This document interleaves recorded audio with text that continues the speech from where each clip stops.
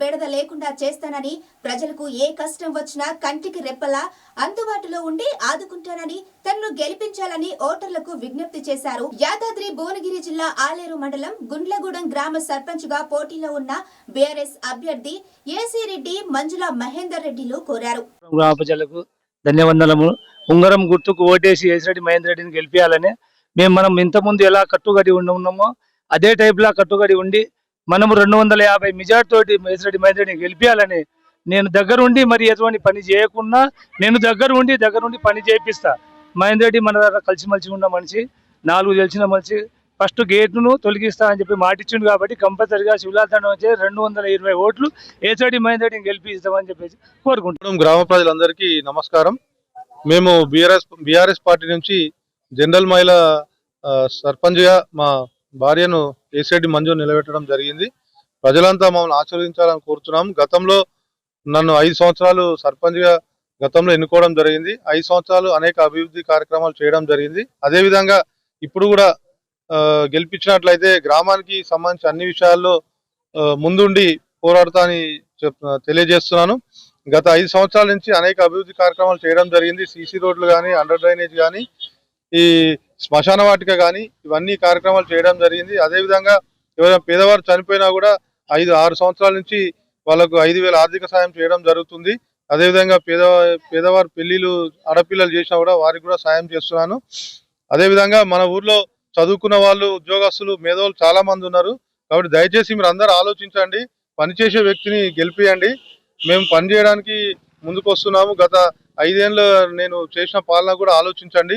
అదేవిధంగా మన ఊర్లో కోతుల బెడద ఎక్కువ ఉన్నది. గతంలో నేను ఆ కోతులను కూడా పట్టియడం జరిగింది. మళ్ళీ అవి వచ్చినాయి. ఈ సర్పంచ్ గెలిచిన తర్వాత నన్ను గెలిపియండి. కోతుల బాధ లేకుండా కోతులను పట్టి పంపించే విధంగా చేస్తాను. అదేవిధంగా మన ఊర్లో పందులు, కుక్కలు ఈ బాధ కూడా జనాలు బాధపడుతున్నారు.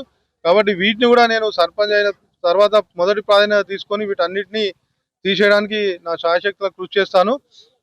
అదేవిధంగా మన దగ్గర గేట్ సమస్య కూడా ఉన్నది. దానికోసం పైన ఉన్నటువంటి గవర్నమెంట్ కేంద్ర ప్రభుత్వంతో పోరాడి కూడా చేయడం జరుగుతుందని తెలియజేస్తున్నాను. నన్ను ఆశీర్వదించండి. నా పరిపాలన ఇదివరకు 5 ఏళ్ళు చూసిరు కాబట్టి గతంలో వాళ్ళు మాకు ఆపోజిట్ గా నిలబడ్డ వాళ్ళు ఏం చేసిరు, నేనేం చేసిన ఒక్కటి బేరీజ్ వేసుకొని వెయ్యాలని అందరినీ కోరుతున్నాను. మీకు ఎల్లవేళ నేను అందుబాటులో ఉంటానని తెలియదు. గ్రామ ప్రజలందరికీ నమస్కారం. ఈరోజు ఎన్నికల్లో భాగంగా ఏసిరెడ్డి మంజారెడ్డి గారు టీఆర్ఎస్ పార్టీ అభ్యర్థి నుండి ప్రచారంలో భాగంగా ఈ కార్యక్రమం జరుగుతుంది. గత 5 ఏళ్ళు కూడా ఏసిరెడ్డి మహేందర్ రెడ్డి సర్పంచ్గా ఉన్నారు. వారు చేసిన పనులు కానీ, వారి వ్యక్తిత్వం కానీ బట్టి నెక్స్ట్ జనరల్ వస్తుందా, గిన్నెలు వస్తుందా మనం అనుకోలేదు. గత 2 ఏళ్ళు 5 ఏళ్ల కాలం తర్వాత మళ్ళీ 2 ఏళ్ల గ్యాప్ వచ్చింది. ఆ 2 ఏళ్ల గ్యాప్లో కూడా తన పార్టీని కావచ్చు, ఊరిని కావచ్చు, ప్రజల్ని కావచ్చు, ప్రతి ఒక్కరిని మంచికి చెడుకు అంతా తోడుగా ఉన్నాడు. కాబట్టి ఒక 2 ఇయర్స్ తర్వాత మళ్ళీ వచ్చిన ఎలక్షన్లో అనుకోకుండా జనరల్ మహిళ వచ్చింది. మళ్ళీ అదే కుటుంబం నుంచి ఏసిరెడ్డి మంజారెడ్డి గారికి అవకాశం ఇవ్వడం జరిగింది. ఈ చైతన్యము, ఈ ప్రజాస్పందన చూస్తుంటే ప్రజలే కోరుకొని ఖచ్చితంగా మీ ఇంట్లో ఉండాలి, మీరే క్యాండిడేట్ ఉండాలని చెప్పడమే జరిగింది. మీరు ఈ మాటగా నేను గ్రామశాఖ అధ్యక్షునిగా చెప్పడం లేదు. మీరు క్యాస్ట్ల వారిగా, సామాజిక వర్గాల వారిగా తీసుకున్నా కూడా, మీరు ఎంక్వైరీ చేసినా కూడా మళ్ళీ ఇదే రిపోర్ట్ ఉంటుంది. అందరి అభిప్రాయం మేరకే మళ్ళీ ఏసిరెడ్డి మంజారెడ్డి గారు పోటీలో పాల్గొనడం జరుగుతుంది. ప్రజల స్పందన పూర్తి స్థాయిలో ఈసారి భారీ మెజారిటీతో, పోయినసారి వచ్చిన మెజారిటీ కంటే 300 చిల్లర పైచిలకు మెజారిటీ పోయినసారి వచ్చింది.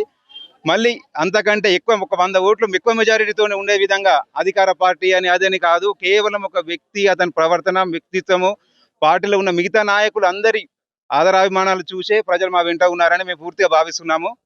ప్రజలందరూ మమ్మల్ని ఉంగరం గుర్తుకు ఓటేసి భారీ మెజార్టీతో గెలిపించగలరని మనవి. గ్రామ ప్రజలకు అందరికీ నా యొక్క నమస్కారాలు. ఉండేది 2 సంవత్సరాల గవర్నమెంట్ వచ్చి కాంగ్రెస్, ఇంతవరకు అయితే ఏం చేసింది ఏం లేదు. నెక్స్ట్ 2 ఇయర్స్ తర్వాత మళ్ళీ మన గవర్నమెంట్ వస్తుంది, కేసీఆర్ వస్తాడు. పింఛన్లు కానీ, రైతు బంధు కానీ, మహిళలకు 200 కానీ, గ్యాస్ కానీ ఏ సబ్సిడీ లేదు. 2 సంవత్సరాల మళ్ళీ మన గవర్నమెంట్ వస్తుంది. మన సర్పంచ్ అయితేనే నెక్స్ట్ డెవలప్మెంట్ ఊరు ఉంటుంది. కాబట్టి అందరూ ఆలోచించి వాళ్ళు ఏమంటారు అంటే, ఎంతసేపు ఈ మా గవర్నమెంట్ ఉంది, మాకు ఏమంటారు, ఆ గవర్నమెంట్ కూడా ఉండేది లేదు. ఇప్పటిదాకా 2 సంవత్సరాలు తెచ్చింది లేదు, ఊళ్ళకి చేసింది లేదు. 2 సంవత్సరాలతో మన గవర్నమెంటే నెక్స్ట్ డెవలప్ చేసేది కూడా మన సర్పంచ్ ద్వారానే అవుతాయి. దయచేసి అందరు ఇది గమనించి సర్పంచ్కి ఓటేసి, ఉంగరం గుర్తుకు ఓటేసి గెలిపించగలరని నా యొక్క ప్రార్థన.